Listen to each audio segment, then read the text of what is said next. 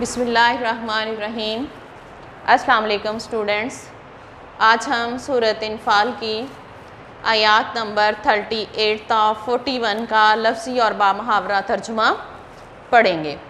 ان آیات کے اہم نکات درج ذیل ہیں: کفار کو ہدایت، فتنہ کا مفہوم اور جہاد کی ضرورت، مومنین سے خطاب، مال غنیمت سے مراد، یوم الفرقان سے مراد۔ یہ ان آیات کے اہم نکات ہیں جو اس میں بتائے گئے ہیں۔ اب میں ان نکات کے بارے میں آپ کو تھوڑا سا بتاتی ہوں۔ پہلا پوائنٹ ہے کفار کو ہدایت۔ اس آیت کریمہ میں یہ تعلیم دی جا رہی ہے کہ اے پیغمبر صلی اللہ علیہ وآلہ وسلم، کفار سے کہہ دو اگر وہ اپنے کفر سے اور ضد سے باز آ جائیں، اسلام اور اطاعت قبول کر لیں، رب کی طرف جھک جائیں تو جو ہو چکا انہیں معاف کر دیا جائے گا۔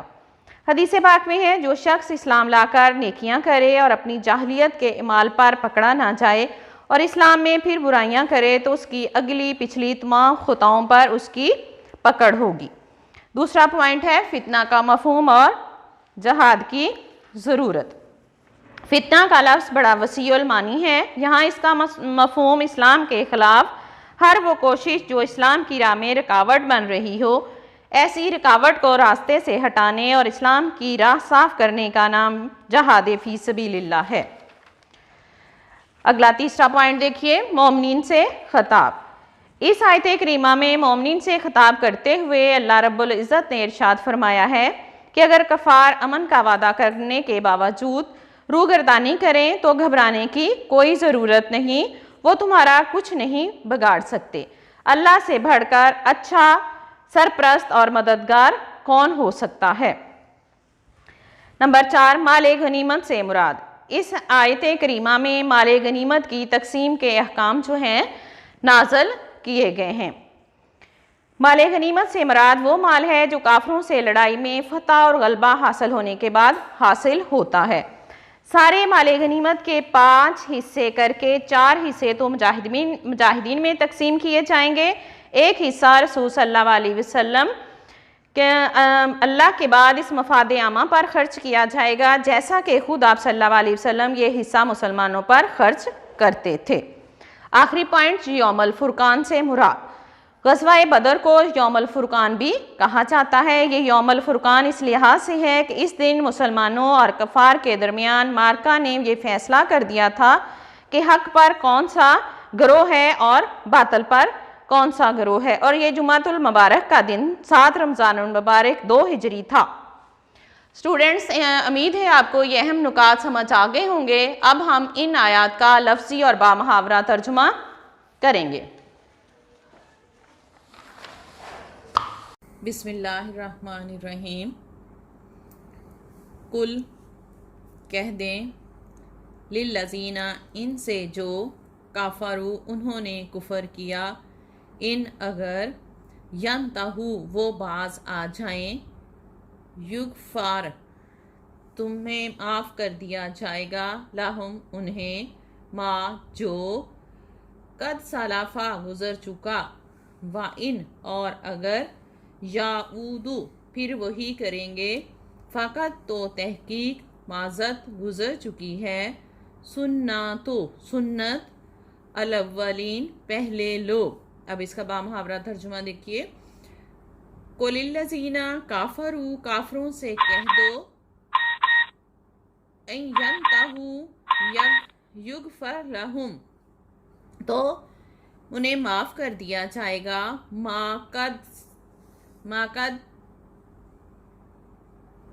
قد سلفا جو گزر چکا، وَإِن يَعُودُوا اور اگر وہ پھر وہی کریں، فقط ماضت سنت الاولین تو تحقیق پہلوؤں کی روش گزر چکی ہے۔ اگلی آیت دیکھیے، وَقَاتِلُوهُمْ اور ان سے جنگ کرو، حتیٰ یہاں تک کہ لا تَکُونُ نہ رہے، فتنۃ کوئی فتنہ، وَیَکُونُ اور ہو جائے، الدین کلہ سب، للہ اللہ کا، فائن پھر اگر، انتہو وہ باز آ جائیں، فإنا تو بے شک، اللہ اللہ، بیما وہ جو، یعملون وہ کرتے ہیں، بصیر دیکھنے والا ہے۔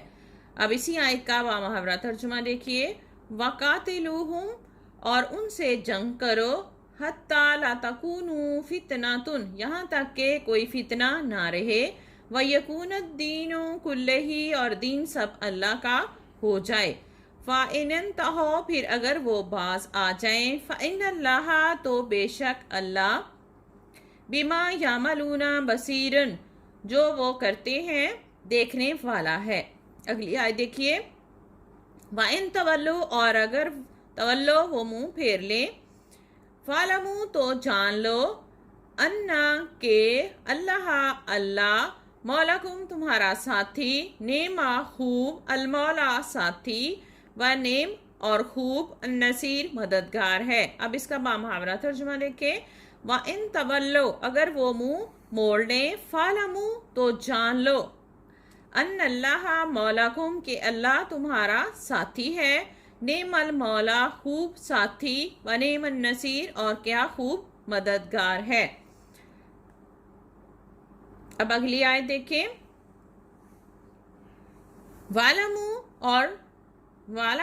اور عَلَمُوا تم جان لو، انما جو کچھ، تم غنیمت لو، من سے شیئن کسی چیز، فَأَنَّ سو، للہ اللہ کے واسطے، خُمُسَہُ اس کا 5واں حصہ، وَلِلرَّسُولِ اور رسول کے لیے، اور لِذِی القربیٰ قرابت داروں کے لیے، والیتامیٰ اور یتیموں کے لیے، والمساکین اور مسکینوں، وابن السبیل اور مسافروں، ان اگر تم ہو، امن تم ایمان رکھتے، باللہ اللہ پر، وما اور جو انزلنا ہم نے نازل کیا، علی پر، عبدنا اپنے بندے پر، یوم الفرقان فیصلے کے دن، یوم جس دن، التقل جمعان دونوں فوجیں بھیڑ گئیں، واللہ اور اللہ، علی پر، کل شیء ہر چیز پر، قدیر قدرت والا ہے۔ اب اس کا بامحاورہ ترجمہ دیکھیے،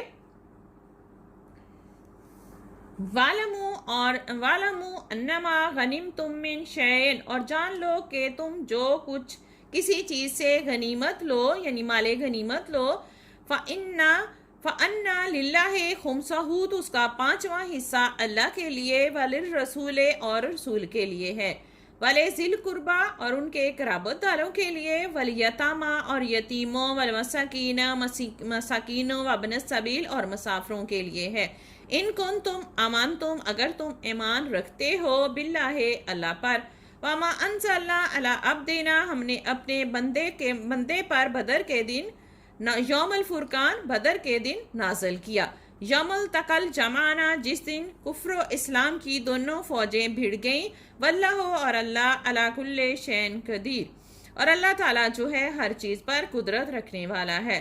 اسٹوڈنٹس، امید ہے آپ کو ان آیات کا لفظی اور بامحاورہ ترجمہ سمجھ آ گیا ہوگا۔